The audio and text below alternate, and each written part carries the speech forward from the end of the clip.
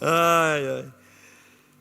Louvado seja o nome do Senhor. É muito bom estar aqui nessa noite. É muito bom ter vocês aqui nessa noite. Casa superlotada, né? Como sempre, nosso Jesus é bom demais. E quem está vivo aí dá um amém. Vocês estão tão calados hoje. Quem está com preguiça dá um glória a Deus.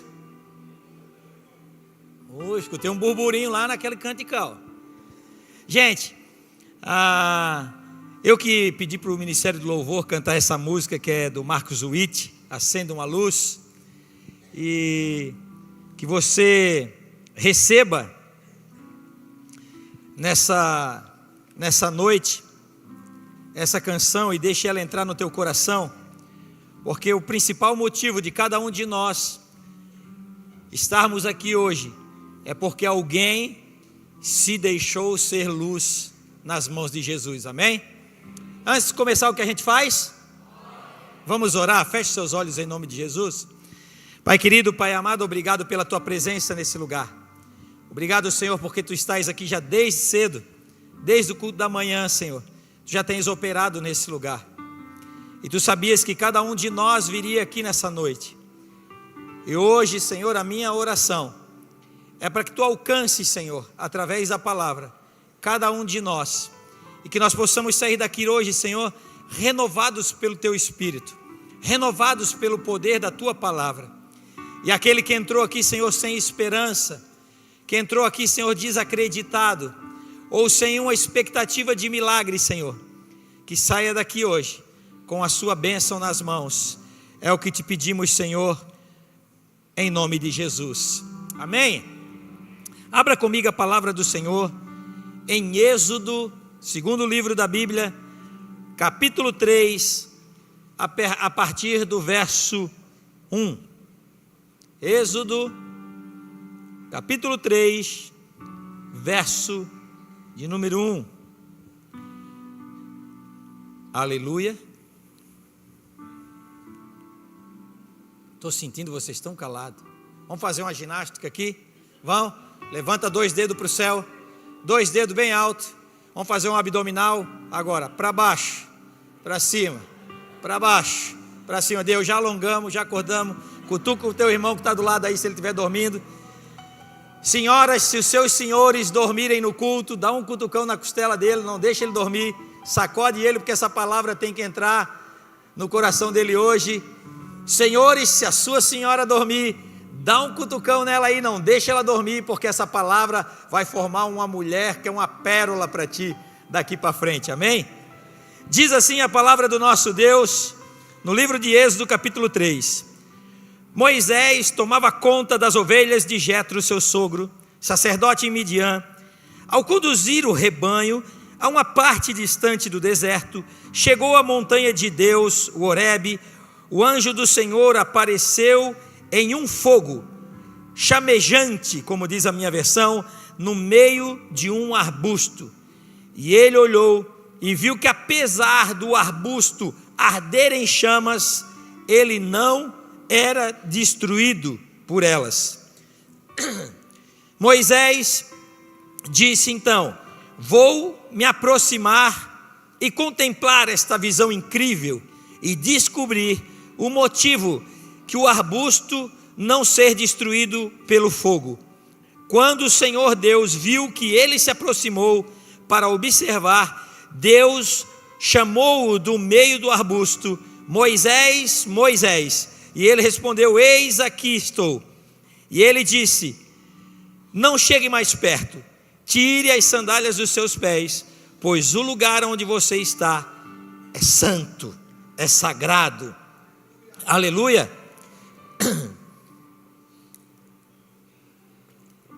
Deixa eu tomar uma aguinha, que eu preguei o culto de manhã já hoje, gente, e aí a garganta já está pela bola 7, né? O texto nos conta que Moisés tem um encontro no deserto com o Senhor. Mas eu quero voltar um pouco antes na história, para que você entenda todo o contexto dessa história. O povo de Israel era escravo do povo no Egito. o Egito fez o povo hebreu de escravo. E o povo hebreu crescia muito nas terras egípcias. E um dia, Faraó, o rei do Egito, ele fica preocupado e diz o seguinte: esse povo está crescendo demais, nós temos que dar um jeito nisso. O que ele faz? Ele procura fazer um controle de natalidade. Ele procura, pessoal lá de trás está ouvindo bem? Amém? Ele vai fazer um controle de natalidade. Ele diz: a partir de hoje eu lanço um decreto: todo filho homem deve ser morto no momento do parto. E assim se fez. Porém, tinha uma mulher que estava grávida, o nome dela era Joquebede, ela estava grávida, e ninguém sabia o que era, porque naquela época não tinha ultrassom, mas no seu ventre estava Moisés, um menino. As parteiras, Sifrá e Poá, parteiras hebreias, quando viram a beleza daquele menino, quando viram que era tão saudável, eu acredito que o próprio Espírito Santo de Deus moveu o coração delas para que elas não sacrificassem o menino. E a mãe Joquebede esconde o bebê por cerca de 3 meses, até que o bebê começou a crescer e começar a chorar, e ela não pôde mais esconder. Ela pega o menino, pega um cesto, veda com betume e piche, ela vai no rio Nilo, coloca o cesto com o menino e solta para a correnteza levar, para que quem sabe alguém lá na frente salvar esse menino. Ela colocou exatamente o menino nas mãos de Deus. Ela manda Miriam, a irmã de Moisés, já grandinha, vá pelo meio dos juncos, vá pelo meio do mato, cuidando, vigiando, para que se a cesta virar ou acontecer alguma coisa, você pode fazer alguma coisa. E Miriam se surpreende com uma cena. A filha de Faraó vai ao rio para se banhar, e naquele momento ela avista a cesta com o bebê. Ela vai, manda as suas servas pregar a cesta, elas pegam a cesta, levam para o palácio, e a filha de Faraó decide criar o menino, que decide criar Moisés. Ela vê a menina de perto, e ela diz: poxa, nós tínhamos que arrumar uma mulher hebreia que deu à luz há pouco tempo para amamentar esse menino. Miriam diz: eu conheço uma mulher, que era a mãe dela. Ela vai e chama a mãe, e a mãe de Moisés é contratada pela princesa, a filha de Faraó, para amamentar o próprio filho, sem saber que ela era a mãe dele. E Moisés cresce no palácio egípcio e vive 40 anos no palácio, até que um dia, ele sabia que era hebreu, criado pelo egípcio, recebeu toda a instrução no Egito, ele era conhecido no Egito como neto de Faraó, mas um dia, ele vê 2 egípcios batendo num hebreu, e ele vai, toma as dores do hebreu, e ele cai numa luta com aqueles 2 egípcios, e ele acaba matando um dos egípcios. E na lei no Egito dizia que aquele que mata alguém deve ser morto. Então Moisés foge do Egito para não ser morto. Ele anda pelo deserto, viaja pelo deserto, e um dia ele chega num poço, encontra uma moça tirando água, e ele conversa com ela, e ele pede água para ela, e ele acaba se casando com ela. Era filha de Jetro, seu sogro. Seu sogro Jetro coloca ele a ser pastor de ovelhas, cuidar das ovelhas no deserto. E então, num dia, Moisés cuidando das ovelhas no deserto, ele chega exatamente no dia que nós estamos lendo agora aqui no texto. Moisés todos os dias levava as ovelhas para o deserto. Moisés todos os dias levava as ovelhas para lá. Era algo comum. Ele tinha todo o conhecimento. Imagina a gente, alguém que foi criado no Egito. Até hoje a gente encontra escavações egípcias, e o conhecimento egípcio para aquela época é muito mais avançado do que nós temos hoje. Até hoje o homem se pergunta como as pirâmides do Egito foram construídas, que tecnologia foi usada.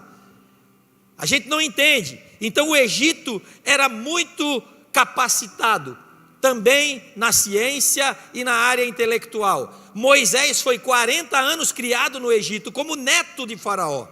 Imagina o conhecimento que Moisés tinha. Ele se achava o tal, ele se achava, quem sabe, muito inteligente, e nada surpreendia Moisés. Talvez nada mais surpreendia Moisés, porque ele pensa: no Egito eu aprendi de tudo. Nada podia surpreendê-lo. Ele tinha uma experiência de nascimento. Ele tinha um testemunho de nascimento, que a sua mãe lança ele no rio e Deus salva ele, colocando a filha de Faraó para tomar banho naquele momento. Então Moisés tinha uma experiência de criança, mas lhe faltava uma experiência sobrenatural adulto. Ao contrário disso, o que acontece? Ele vai para o deserto e passa 40 anos no deserto. Aí você pergunta assim: poxa, Moisés viveu 40 anos no Egito, mais 40 no deserto, ele já tinha 80, já estava velhinho. Não. Aí você pergunta para Deus como é que era a contagem naquela época, e você pergunta para Deus como é que as pessoas envelheciam naquela época. Mas a resposta é que as pessoas com 80 anos naquela época eram muito mais novas do que as pessoas de 80 anos hoje. Moisés, ele tinha duas experiências, uma negativa e uma positiva. Moisés passou 40 anos curtindo de tudo, tendo do bom e do melhor, fartura, ouro, posição. E depois ele vai para o deserto e passa 40 anos comendo poeira, passando necessidades, cuidando de um simples rebanho de ovelhas. Muito parecido com muita gente aqui. Talvez você já teve duas vidas, não duas vidas na íntegra, de morrer e nascer de novo, mas duas maneiras de viver. Tem gente aqui que já foi muito pobre, tem gente aqui que já passou muita dificuldade.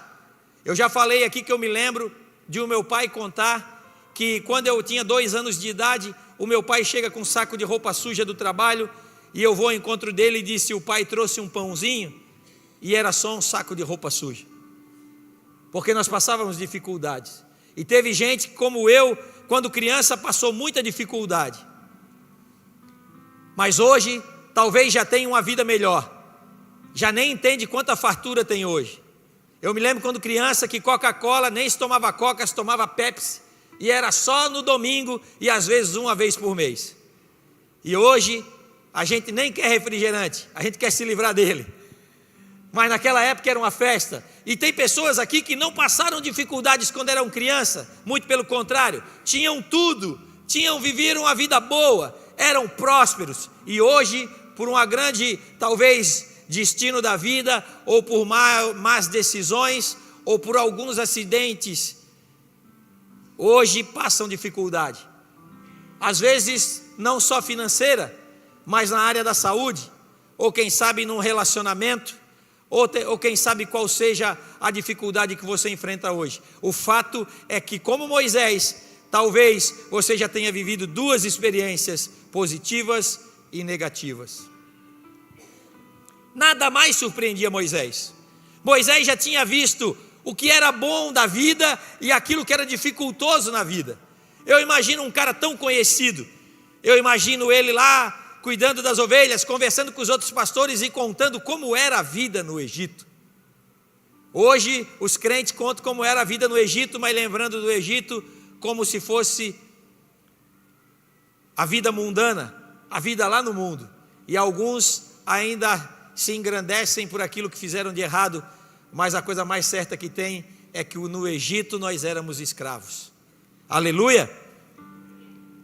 E nada mais talvez surpreendia Moisés, nada mais poderia acontecer na vida de Moisés, mas Deus num dia procura surpreender Moisés. E a minha oração nessa noite é para que hoje, como aquele dia que Moisés encontrou com Deus, ele possa te surpreender hoje de alguma maneira. Aleluia! Deus decide surpreender Moisés. Moisés viveu um tempo dependendo dos recursos do Egito. Depois Moisés vive dependendo dos recursos do deserto.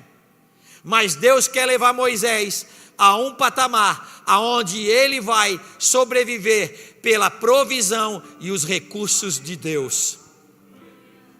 Moisés viveu recursos do Egito, recursos do deserto, e hoje Deus quer levar Moisés e quer levar você a viver os recursos que vêm direto do trono do Senhor, aleluia, a viver a provisão de Deus. Ele quer levar Moisés a viver algo novo, a uma experiência nova, a uma experiência que Moisés não tinha ainda, uma experiência sobrenatural.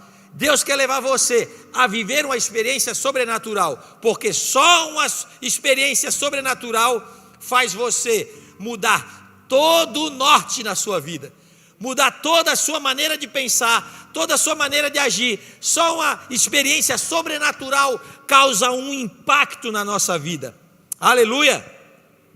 Deus está começando outra fase na fase de Moisés. Deus está começando outra fase, a fase da dependência, de viver algo novo. A Bíblia diz que o Senhor apareceu num arbusto, numa sarça pegando fogo.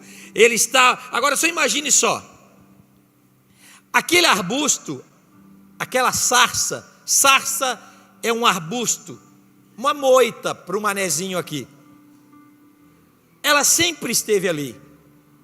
Moisés costumava levar as ovelhas naquele lugar, era de costume ele ir ali todos os dias. Então, quantas vezes Moisés passou por aquela moita, por aquela sarça, e nunca deu atenção para ela, nunca viu nada importante nela, até que o dia o Senhor, o anjo do Senhor, desce sobre aquela moita. Deixa eu te falar uma coisa, dá uma olhada para as pessoas que estão perto de você. Talvez você já viu ela muitas vezes na igreja, talvez você está com uma pessoa no seu lado, ela pode ser seu amigo, pode ser seu marido, sua esposa, sua irmã, sua mãe, eu não sei quem está contigo hoje aí, ou você pode até estar sozinho, mas talvez tenha alguém no teu lado aí, que você já viu elas várias vezes, ela já se tornou normal para você, é algo sem muita diferença dos outros dias, mas talvez hoje desça sobre ela o Senhor e faça dela uma chama de fogo, como Deus fez com aquela moita. Aleluia. Toque nela aí e diga: Deus quer te fazer uma chama de fogo. Aleluia. Glória a Deus. Um lugar só é normal quando Deus não está presente lá. Um lugar, vamos dizer, esse lugar aqui, essa igreja, quando Deus não está aqui, isso é só um imóvel, isso é só um galpão. Mas quando Deus se faz presente aqui, esse lugar se torna santo, é um lugar de adoração, é um lugar de buscar a Deus, é um lugar de coisas novas. É igualzinho quando a gente se converteu, nós éramos pecadores, nós estávamos destinados ao inferno, mas um dia o Espírito Santo, o anjo do Senhor, desceu sobre nós e a chama de Deus acendeu dentro do nosso coração e mudou todo o norte da nossa vida, mudou toda a nossa situação, fez algo diferente dentro de mim. Algo só é normal quando Deus não está naquele lugar. O dia que Deus decide entrar naquela sarça, naquela moita, o que Deus disse para Moisés? Moisés passava todo dia ali, Rafael, ele passava todo dia ali, todo dia ele via aquela moita, ele cansou de passar pelaquela moita, mas um dia ele está passando e ele vê uma chama de fogo naquela moita. Talvez ele pensou: alguém largou fogo aqui, ou foi do calor do deserto, e quando ele se aproxima perto da moita, uma voz brada lá de dentro: ei Moisés, não te aproxima, porque o lugar que você está é santo. Ei, algo pode ser normal para você, algo pode ser normal na sua vida, você pode se achar uma pessoa normal, mas quando o Senhor entrar dentro de você através do Espírito Santo, quando o Senhor entrar lá dentro da tua casa, lá que parece ser normal, você todo dia chega lá, você fala normal, na sua casa você é você mesmo, a sua casa pode ser sempre normal, Mas o dia que o Senhor acampar lá dentro, aquele lugar vai se tornar santo. As mesmas coisas não vão acontecer lá. Aleluia! Não há possibilidade de Deus entrar dentro de alguma coisa e ela continuar da mesma maneira que era. Ela se torna santa. Aleluia! Não, bispo, eu sou pecador, bispo, eu já fiz um monte de coisa errada. Não tem problema. Quando o Senhor entra, Ele bota fogo em tudo. Ele faz como aquela sarça, Ele entra e incendeia aquela sarça. Ele larga fogo ali, Ele começa a incendiar tudo. Moisés olha e diz: mas que coisa que me chama a atenção. Lembra que eu disse que Deus queria surpreender ele? Ele diz: mas que coisa é essa? Que imagem que eu estou vendo? O fogo está pegando naquela sarça, mas ela não se queima. Algumas pessoas olham para nós, alguma pessoa olha para você e diz assim: ele está tempo na igreja, mas como é que ele não fica doente? Como é que as coisas para ele, como é que ele não desiste? Como é que essa fé não vai embora? Ei, é o fogo de Deus que queima dentro de você. O fogo de Deus, ele não destrói. O fogo de Deus, ele mantém a sarça de pé. As pessoas perguntam: por que o crente sempre está cheio de alegria? O mundo está se acabando e o crente diz: vai dar tudo certo em nome de Jesus. Ei, as coisas estão indo de mal a pior e o crente diz: Jesus está nessa causa. Vai dar tudo certo. Até aqui o Senhor tem nos ajudado, porque quem é cheio do fogo de Deus não se destrói, não é consumido, mas se mantém íntegro. A Bíblia diz que se você passar pelo fogo, ele não te fará mal algum. Um dia Daniel provou disso. Daniel entrou dentro da chama de fogo. Sadraque, Mesaque e Abidnego, eu preguei outro dia aqui, entraram dentro da caldeira de fogo, da fornalha de fogo ardente. Nabucodonosor olha de fora e tem a mesma visão de Moisés, anos depois, e diz assim: eu vejo uma imagem que me enlouquece. Nós jogamos 3 homens dentro da fornalha, mas agora eu vejo 4, e o fogo não faz mal para eles, eles caminham de um lado para o outro, porque o próprio Deus estava com eles. Como Deus estava no meio daquela sarça, assim Deus vai estar contigo no meio da caminhada. Deus vai estar no teu trabalho, Deus vai estar na tua casa, Deus talvez vai estar contigo mesmo no leito de hospital, Deus vai estar contigo lá no teu trabalho. Ei, não importa a situação que você está vivendo, Deus vai estar contigo, mesmo quando você estiver numa solidão, mesmo quando você estiver numa depressão, mesmo quando você estiver sendo corroído por uma ansiedade, Ele sempre vai estar com você no deserto, Ele sempre vai estar no teu lado do deserto, mantendo a chama viva para te manter de pé. Aleluia! Glória a Deus! A sarça não se consumia. Aleluia! A sarça não se apagava. Ela chamava a atenção de Moisés. O que chamava a atenção de Moisés não era a sarça, não era o fogo, mas era que ela não se consumia.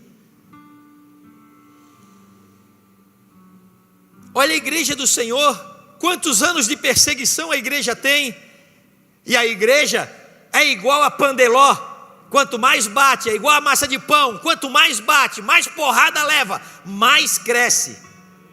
Olha essa igreja aqui, um monte de gente anos atrás dizia que essa igreja ia fechar, a PV Palhoça quebrou, lembra, pastor Nilton? A igreja da Palhoça não vai dar mais nada, olha aí, quase 700 pessoas dentro de um culto. Quanto mais leva a porrada, mais cresce. Esse é o povo de Deus. O faraó estava apavorado, porque os hebreus estavam sendo escravizados, e quanto mais escravizados eram, mais cresciam, mais povo vinha, mais povo crescia. Essa é a preocupação do inimigo, é com o teu crescimento. Aleluia. Deixa eu me achar aqui. Ela chama a atenção de Moisés. Aleluia.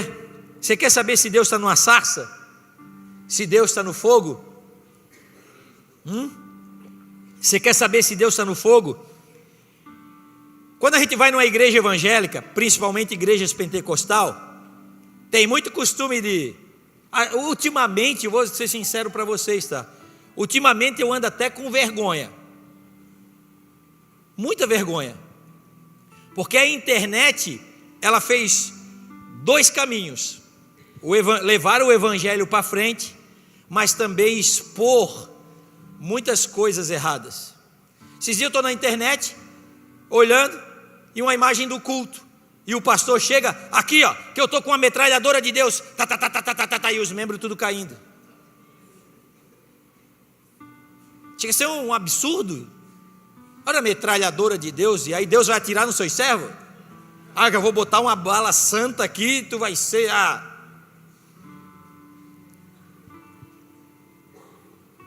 Para não dizer coisas piores, né? Deus é Deus de santidade.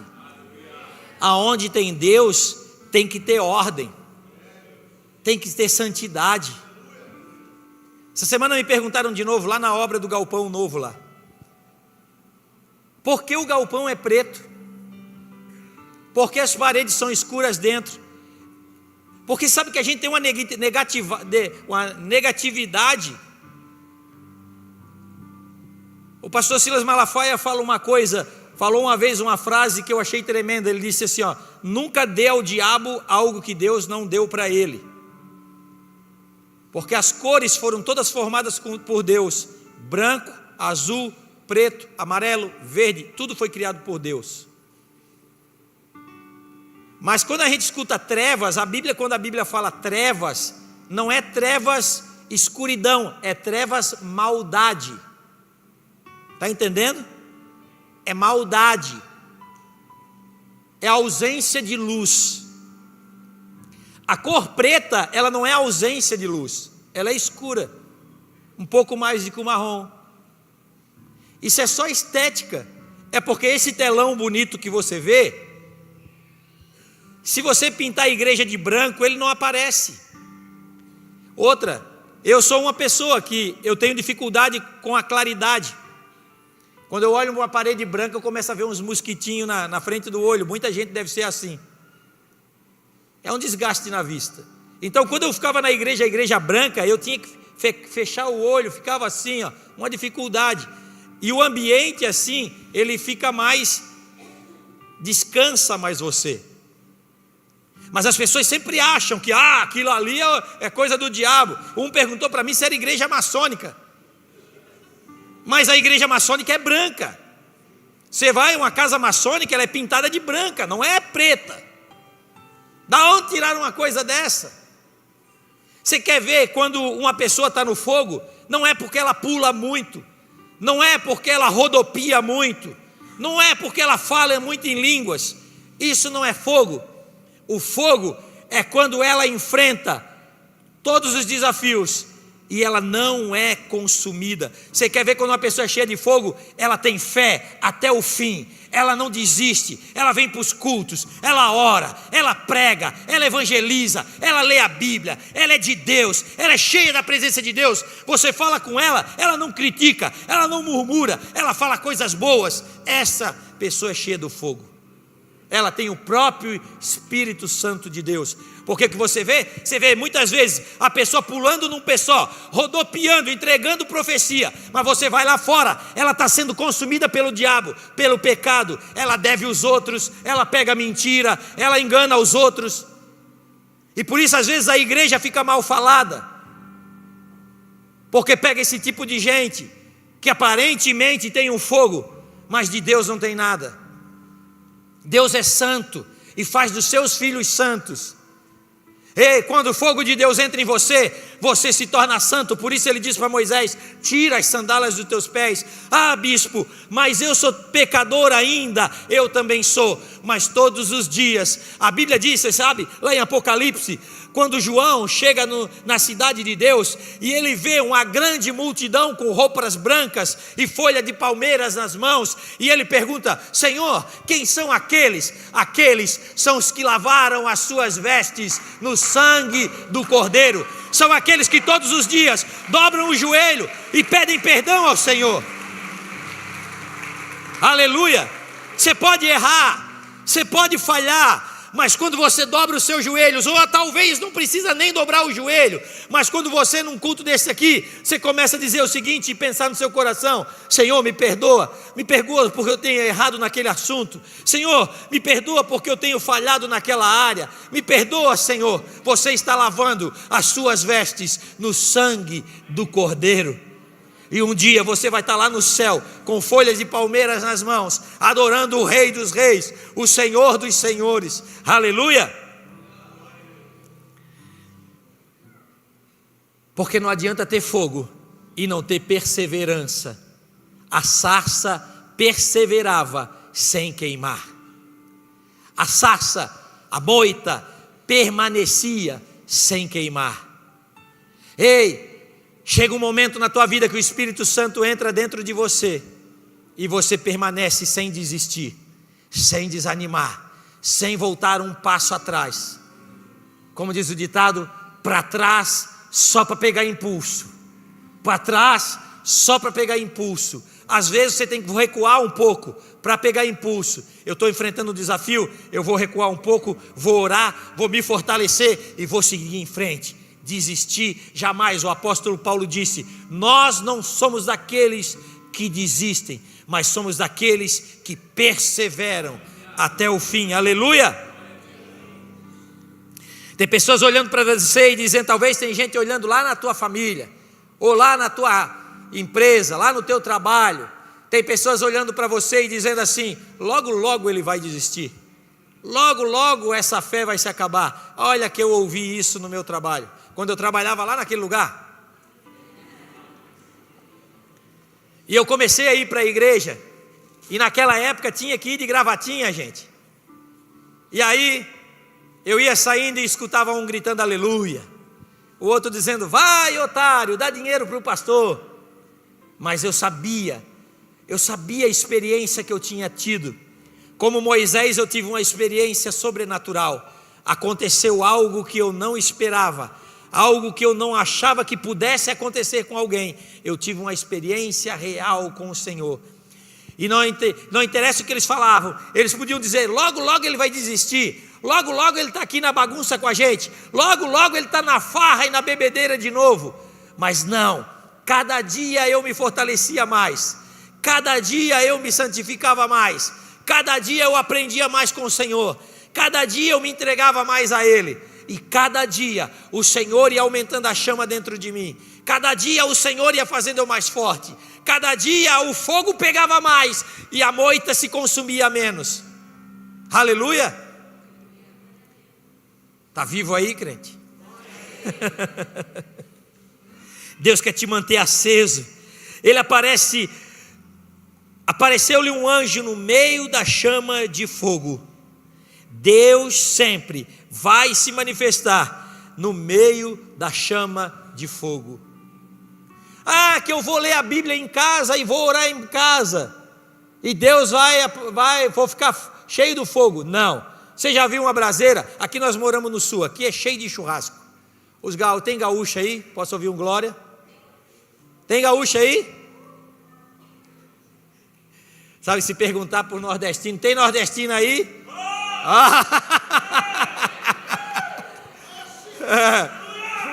Você está vendo como é que é o nordestino? Mas eu sei que os gaúchos estão tudo aí, gente. Tem gaúcho aí? Posso ouvir um glória a Deus? Até que hoje tem pouco, gente. Cadê os Catarina? Pelo menos ainda nós somos a maioria. Ei, nós somos igual um braseiro. Quando você vai fazer um churrasco e você pega aquela brasa bem vermelha e você tira só um pontinho de brasa e deixa fora, logo ela esfria, porque ela está sozinha. Mas quando você está com o Espírito Santo de Deus, você se mantém aceso, você se mantém firme, você se mantém cheio do Espírito Santo. Quando você vem na igreja, não, eu não preciso, e é isso que o diabo quer que você pense. Fique em casa, vá assistir. Agora não tem mais Silvio Santos, né, gente? Se aposentou, acho. vai assistir Fantástico, vai ver Netflix comendo uma pipoquinha. É isso que ele quer. Ele quer que a sua chama se apague. Ele quer enfraquecer a sua fé. Ele quer afastar você dos caminhos, porque ele sabe que você vindo num culto como esse, você vai sair daqui fortalecido pelo Senhor, convicto que você tem que mudar, convicto que você tem que se fortalecer, convicto que Deus é com a sua vida, convicto que Deus vai fazer um milagre na sua casa. E esse é o propósito do Senhor. Ele encontra Moisés lá naquela moita, aquela moita que Moisés para ele era tão comum. Ele diz para Moisés: Moisés, e Moisés diz: fala-me, Senhor. E ele diz: tira a sandália dos teus pés, porque esse lugar é santo. E ele faz um desafio a Moisés. Ele diz: Moisés, Faraó tem se levantado contra o meu povo, e eu tenho ouvido a oração do meu povo. E hoje não é muito diferente. O inimigo tem tentado destruir o povo de Deus. E o Senhor, como aparece a Moisés e diz: Moisés, Faraó tem tentado destruir o meu povo, e eu tenho ouvido o seu clamor. Eu preciso de você, Moisés, que você vá até Faraó e diga para Faraó: deixa o meu povo ir. Moisés diz: não, Senhor, eu não posso, eu sou cheio de defeito, eu nem falo direito, eu sou pesado de língua. Uns dizem que Moisés era gago, outros dizem que Moisés não sabia falar direito, mas a maior teoria é que ele era gago porque ele era estudado. Mas ele diz: eu sou pesado de língua. Mas Deus insiste com Moisés, e aí ele diz para Moisés: e se eles perguntar quem o Senhor é? Ele diz: você vai dizer que o meu nome é Eu Sou. E aí você pergunta, talvez, por que Deus diz que o nome dele é Eu Sou? Porque ele vai dizer para você, sempre que você perguntar: eu sou aquilo que você precisar, sempre que você precisar. Se você estiver em meio às lutas, eu sou Deus para te ajudar no meio das lutas. Se você estiver no meio de uma enfermidade, eu sou Deus para te curar e te tirar dessa enfermidade. Se você estiver no meio de um problema no seu relacionamento, eu sou Deus para ajudar vocês e tirar vocês desse problema. Se você estiver no meio de uma depressão, eu sou Deus para te ajudar, levantar o teu ânimo e tirar você da onde quiser, aonde for que seja. Eu sou Deus para resolver o problema da sua vida. Diga para Moisés, para Faraó, que eu sou o que sou. Ele diz: tá, mas Senhor, eu vou dizer só o teu nome. E Moisés, e ele diz: e Faraó diz: e daí, qual é o problema? Ele diz: você pega a vara, pega o seu cajado e joga no chão. Quando Moisés joga o cajado no chão, o cajado se transforma numa grande serpente. Moisés pega aquele cajado e vai até Faraó. Quando ele pega o cajado e joga na frente de Faraó, aquele cajado se transforma numa serpente. Faraó olha: muito bom, mas os meus mágicos fazem a mesma coisa. Faraó vai lá, chama os seus mágicos, e os mágicos de Faraó jogam uma vara no chão, e a vara dos mágicos também se transforma em serpente. O diferencial é que a serpente de Moisés engole todas as outras. O diabo nunca vai ser maior do que Deus, nunca vai ser mais poderoso que Deus. Tudo que Deus, todo o mal que Deus criar sobre você, Deus vai devorar esse mal, Deus vai destruir esse mal, porque o Deus que nós temos é um Deus poderoso, é um Deus que cura, é um Deus que liberta, é um Deus que faz maravilhas no nosso meio. E o que eu quero trazer para você nessa noite é que não sei qual é o tipo de experiência que você já teve. Talvez para você já veio muitos cultos, e talvez para você é só um culto normal. Mas deixa eu te falar, sempre que Deus aparece, aquilo que era normal se torna sobrenatural. O Deus que está aqui nessa noite me trouxe aqui para falar para você: não faça normal aquilo que eu santifiquei. Não faça o meu fogo ser simples para vocês. Ei, crente que está há 10 anos na igreja, 20 anos na igreja, talvez você venha no culto, e o culto para você já é só mais um culto. Mas deixa eu te falar, ei, como aquela moita era normal para Moisés, Deus não pode deixar o culto ser normal para você. Um culto não pode ser só mais um culto. Um louvor não pode ser só mais um louvor. Uma oração não pode ser mais uma oração. Mas cada culto, cada oração é o poder de Deus, é o fogo de Deus se manifestando na tua vida, se manifestando na tua frente, para encher você de uma experiência nova, de um culto novo, de um milagre novo, de um fogo novo. E eu quero te convidar nessa noite a você se colocar de pé, e eu quero orar por você, para que Deus nessa noite encha você de algo novo, de um fogo novo, para que essa luz brilhe dentro da tua vida. Ei, deixa eu te falar, aleluia, aleluia.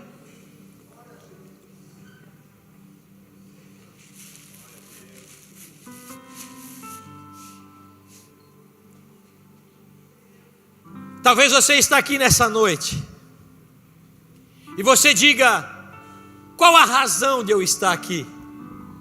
Por que Deus me trouxe aqui? Repita comigo assim, ó: porque Deus me trouxe aqui.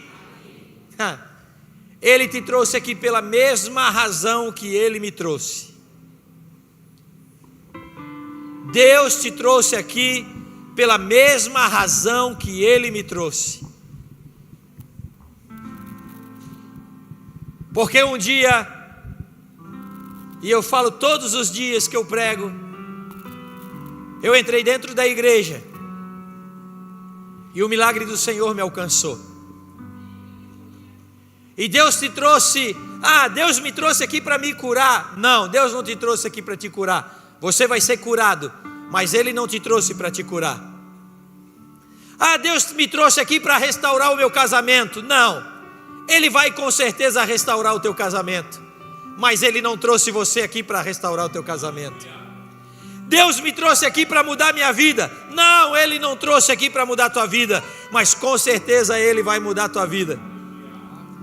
Mas Deus te trouxe aqui pela mesma razão que há 28 anos atrás Ele me trouxe, para fazer de mim uma luz no meio da escuridão, para através da minha boca estar levando a palavra como eu estou fazendo com você hoje, para fazer de mim um instrumento vivo nas mãos do Senhor, uma chama viva na mão do Senhor. E talvez você, mulher, diga assim nessa noite: mas eu nunca vou ser um pastor, mas porque eu sou mulher. Mas deixa eu te falar uma coisa: Deus não está atrás de homens que pregam o evangelho, mas Ele está atrás de filhas e filhos que estão dispostos a falar do amor dele para o mundo. Deus não está atrás de pregadores e pastores. Deus está atrás de filhos e filhas que estejam dispostos a levar a palavra dele, o amor dele.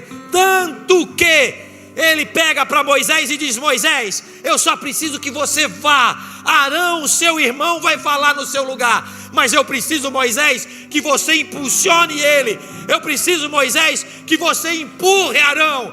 Faça Arão abrir a boca, Moisés.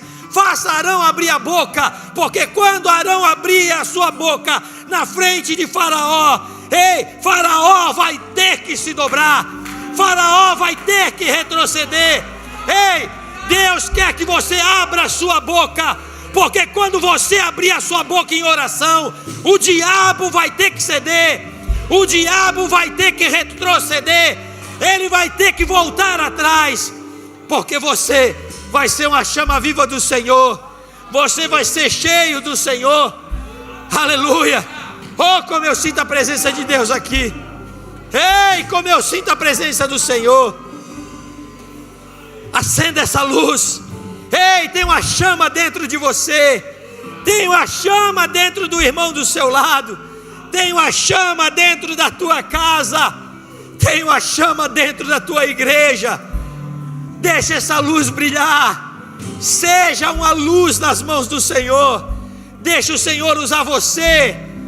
Deixa o Senhor entrar na tua vida. Talvez você esteja tão preocupado com a tua construção. Talvez você esteja tão preocupado com o teu carro novo.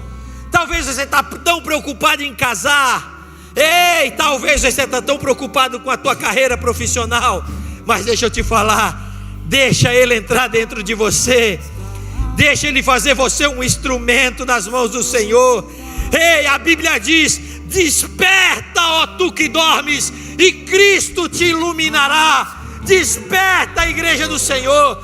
Desperta, filho do Senhor. Nessa noite eu estou aqui, como o anjo do Senhor apareceu na moita Moisés. Eu estou aqui nessa noite para dizer para você: o Senhor te chama. O Senhor está te chamando. O Senhor precisa de você para levar essa palavra. O Senhor precisa de você para mudar a tua casa. O Senhor precisa de você para mudar as pessoas que você ama.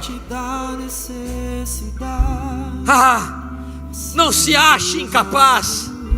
Não se ache tão falho, porque é você que Ele quer usar. Feche seus olhos em nome de Jesus. Acende uma luz e a deixa brilhar. Eu quero fazer um apelo aqui nessa noite. Há pessoas que nessa noite sentiram o Espírito Santo falar alto no teu coração. Você quer dizer assim: Senhor, pode contar comigo. Pode contar com a minha vida, Senhor. Pode contar comigo. Eu quero ser um instrumento nas tuas mãos. Quero chamar pessoas aqui que talvez você tenha uma enfermidade ou um problema que está te impedindo, mas você quer vir aqui no altar e entregar o seu problema, dizer: Senhor, eu vou levar o meu problema, mas junto com o meu problema eu coloco a minha vida à tua disposição, Senhor, para ser um instrumento teu. Você que precisa ser fortalecido na sua fé, vem aqui na frente e diga: Senhor, eu sou fraco, eu sou falho, mas eu estou à disposição, Senhor, para ser um vaso nas tuas mãos. Sai do seu lugar, vem aqui na frente, deixa eu orar por você.